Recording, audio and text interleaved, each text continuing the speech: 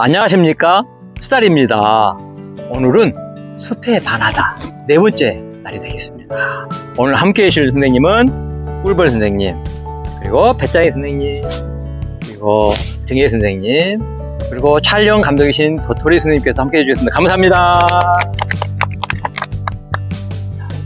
우리나라 노동자들은 OECD 국가 중에서 일을 가장 많이 하기로 소문나 있잖아요.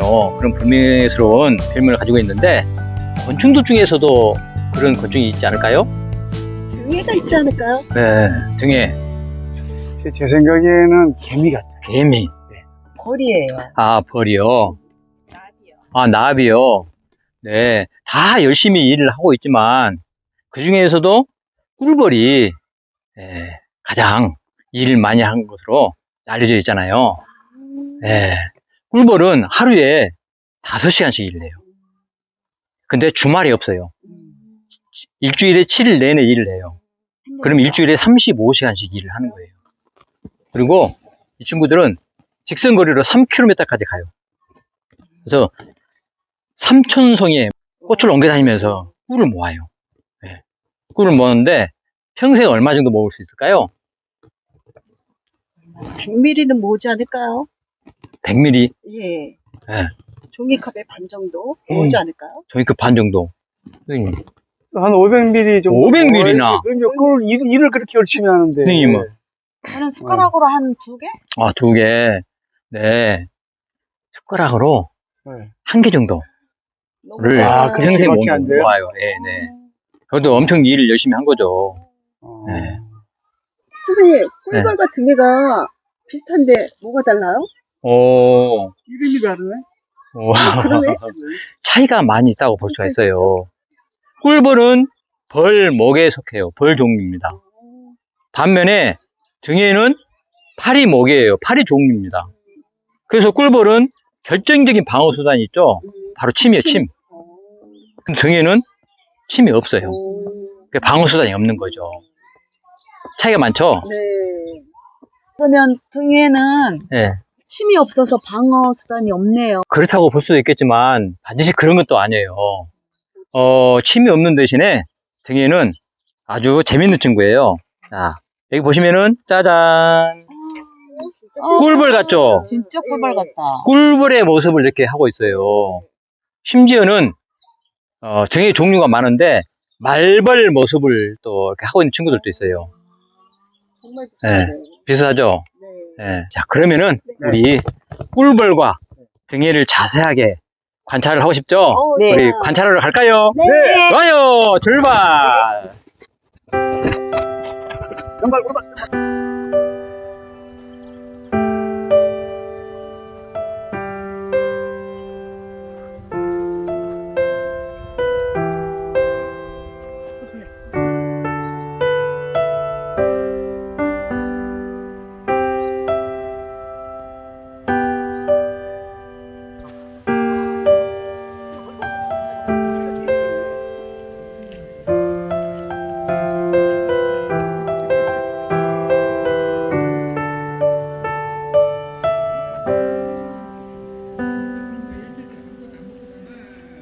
선생님들 등에와 꿀벌 관찰 잘 하셨죠? 네. 자, 관찰해보니까 어땠어요?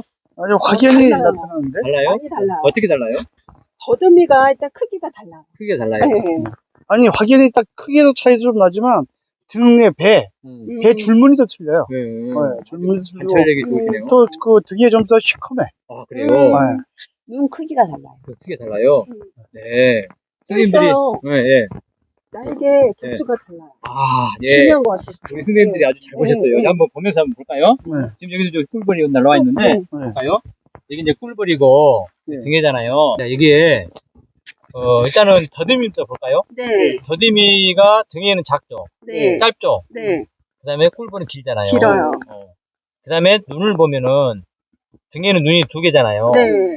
겹눈이라고 그래요. 겹눈이 2개가 있어요. 근데 꿀벌은 아주 작잖아요. 네. 작은데, 난눈이 2,000개가 있어요. 그래서 자외선에 반사되는, 사람이 볼 수 없는 자외선에 반사되는 꽃잎까지도 식별할 수 있는 능력을 가지고 있어요. 대단하네. 네. 그리고 날개는 이 파리목이잖아요. 네. 두 개예요, 등에는. 네. 근데 그에 반해서 꿀벌은 네 개예요. 여기에 이제 배에 네. 네. 줄무늬가 있는데, 네. 이제 등에는 검은 줄이 별로 없지만, 네. 검은 줄이 훨씬 많고, 불규칙적이에요. 예, 예. 저 근데 봤어요. 여기는, 꿀벌은 등 간격이 아주 규칙적으로 되어 있어요. 맞아. 그리고 차이가 또 하나 있는 게, 발을 보면은, 발이 굉장히 얇잖아요. 네. 털도 별로 없어요. 그러네. 그리고 맨 뒷다리에 보면은, 날씬해가지고, 네. 꽃가루 가늘어요. 털도 없어요. 음. 근데 꿀벌은 보세요. 어우. 털이 많죠. 네. 털이 하얗게 보이죠. 네. 털이 보이면서 맨 뒷다리에 음. 꽃가루 통을 가지고 있어요. 아, 그래요? 그래서 이 앞다리로부터 뒷다리, 중간다리, 뒷다리로 해서 꽃가루를 이제 따면은 그 꽃가루를 침하고 그다음에 꿀 같이 버무려가지고 동글동글동글 만들어가지고 꽃가루 통에다 저장을 해요. 오. 그래서 자기 몸무게의 3분의 1 정도 되는 크기를 가지고 이제 볼통 자기 집으로 들어가는 거예요. 아, 그게 화분이죠. 예. 그 비싸던데. 몸에 좋아요. 네. 지금 이 정도로 네. 차이가 있어요. 네. 방금 꿀벌과 등의 차이에 대해서 알아봤는데 결정적으로 특히 두 가지가 있어요. 등해가 있는데 이렇게 보시면은 좀 날개가 두 개잖아요. 그런데 이 친구들은 정지 비행을 해요. 잠자리도 정지 비행을 하고 새 중에서 황조롱이 정지 비행을 하잖아요. 지금 정지 비행을 할 수 있는 능력을 가지고 있어요. 그리고 두 번째 능력은 이 친구들이 말벌 소리를 내요. 말벌 소리를 내기 때문에 그 천적들이 말벌 소리가 나면 도망갈 거 아니에요. 그 자기를 보호를 하는 거예요. 그러한 그 능력을 갖고 있기 때문에 등에도 또 생존을 하고 있다고 볼 수 있죠. 말벌 소리를 낸다고요? 선생님, 제가 알기로는 네.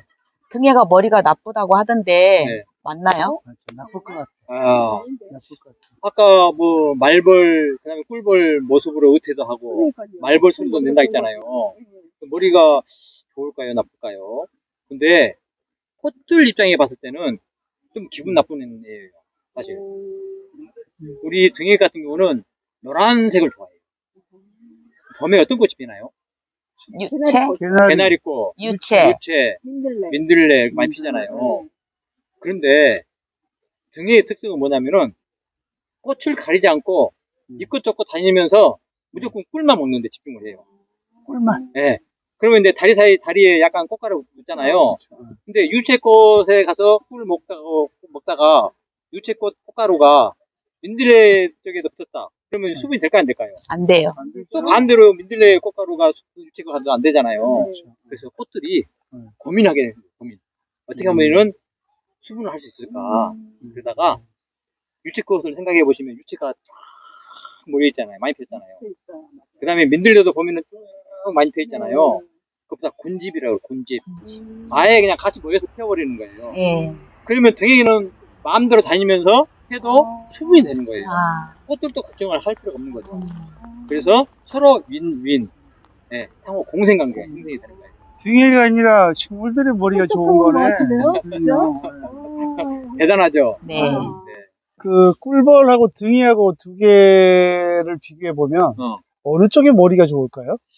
뭐 딱히 어느 쪽이 머리 좋다라고 말할 수는 없지만 꿀벌은 대단한 능력을 갖고 있어요. 첫 번째로는 꽃의 색과 크기와 형태를 명확하게 파악을 하고 기억을 해요. 기억. 꿀벌이요? 네. 대단하다. 그래서 그 거네. 기억을 해서 똑같은 한 가지 꽃만 쫙 찾아다닐 수 있는 능력을 가지고 있어요. 와. 그다음에 세 번째로는 자기가 가지고 있는 정보, 꽃에 대한 정보를 혼자만 알고 있는 게 아니라 다른 꿀벌들한테 의사소통을 해요. 춤춰가지고 의사소통을 해요. 그 다음에 마지막 네 번째로는 눈이 2,000개 있다 했잖아요. 그래서 자외선을 사람이 볼 수 없는데 그것까지도 볼 수 있는 색을 볼 수 있는 예민함을 가지고 있어요. 그래서 노란색이라든가 파란색 꽃을 좋아해요. 등에는 그런 게 전혀 없는 거예요? 없죠. 없어요? 그럼 꿀벌이 똑똑하고 꿀벌도 영리한 거네. 꿀벌이 아무리 머리가 좋다고 하지만 좋아하는 꽃이나 주로 찾아가는 꽃이 있을까요? 있겠죠. 네. 일단은 꿀벌은 약간 큰 상태에 크고 또 꿀도 빨아먹어야 되고 꽃가루도 묻혀야 되잖아요. 그럼 차분하게 앉아서 할 수 있도록은 튼튼한 꽃잎이 있어요. 그런 꽃들 좋아해요. 그리고 두 번째로는 아까 색에 민감하다고 했잖아요. 그래서 꽃들 중에서 허니 가이드, 유인 색소가 있는 데 있잖아요. 네. 진달래처럼 네. 허니 가이드가 있는 네. 꽃들을 주로 아. 잘 찾았어요. 좋아해요. 네. 그다음에 이제 세 번째로는 이 친구들은 꽃가루를 좌우측 다리에다 이렇게 많이 묻히잖아요. 그래서 그런 대칭되는 꽃을 많이 찾아가는 거예요. 그래야만 꽃가루 관리도 많이 되고 또 꿀벌들도 꽃가루를 많이 이렇게 묻힐 수가 있는 거죠. 네.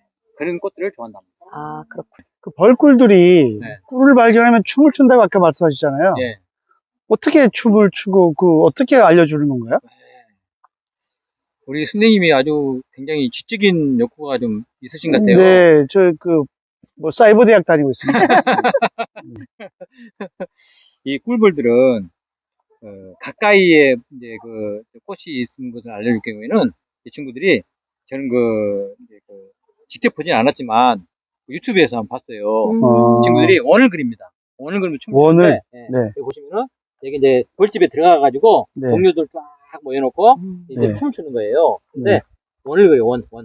동그랗게. 네. 원을 그려요. 원을 그리고. 원을 그리면은 이렇게 그리면은 가까이 이제 있다. 가까이 벌꿀이 있을 때. 네, 벌꿀이 이제 있다는 것을 이제 꽃을 알려주는 거예요. 그러면은 이렇게만 하면은 그 친구들은 다 알고 가까운 데 가요. 왜냐면 아까 색에 민감하다 했잖아요. 그래서 다 찾아가지고 꿀과 꽃가루를 가져올 수가 있는 거예요. 100m 이상 거리가 있는 경우에는 의사소통 방법이 좀 달라요.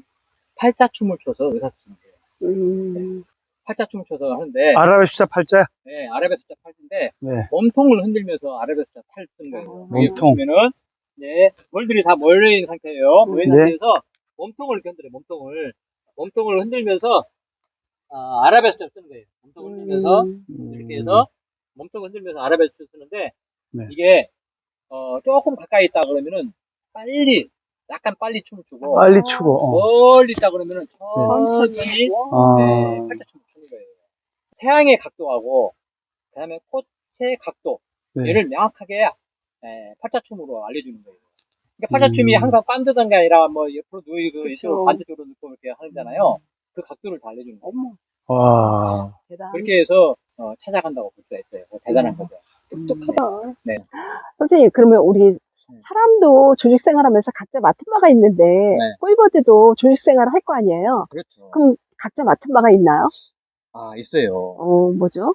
여왕벌은 보통 이제 한 3년에서 5년 사는데 4초에 한 개씩 알을 낳습니다. 하루에 한 1,500개 이상 알을 낳는다고.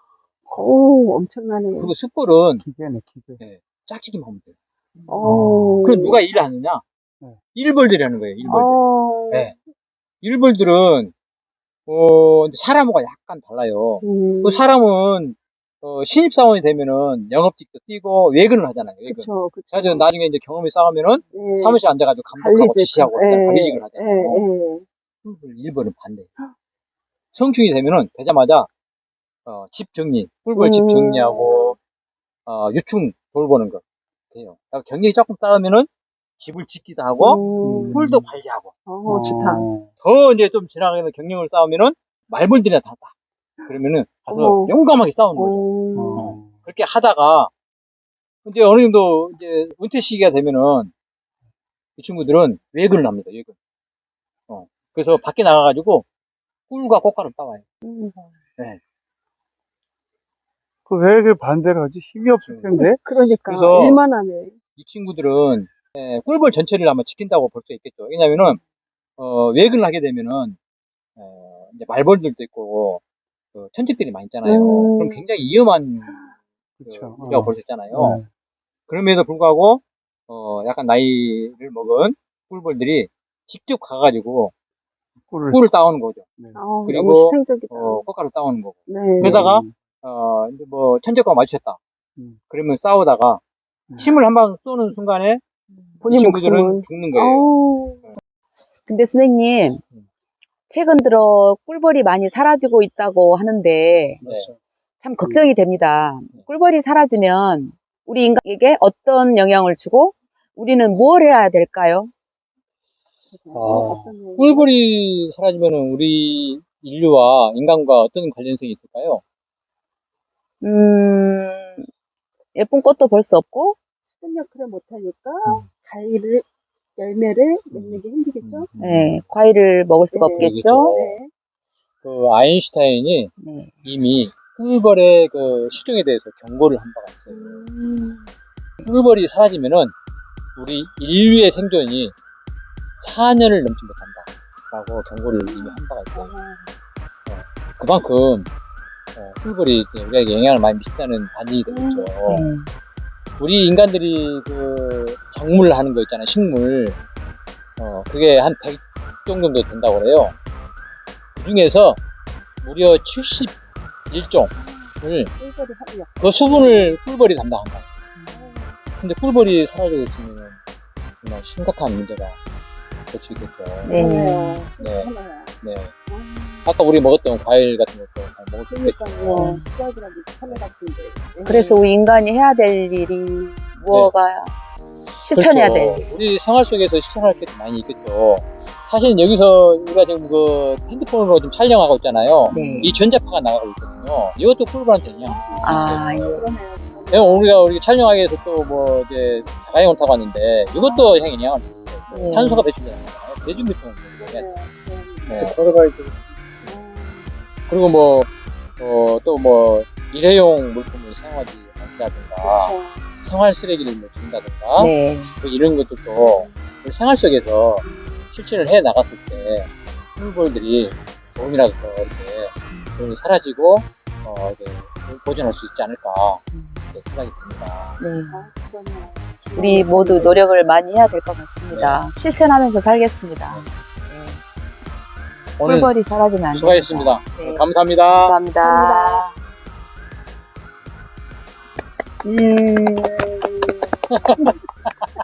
가깝게 밥집이 있어.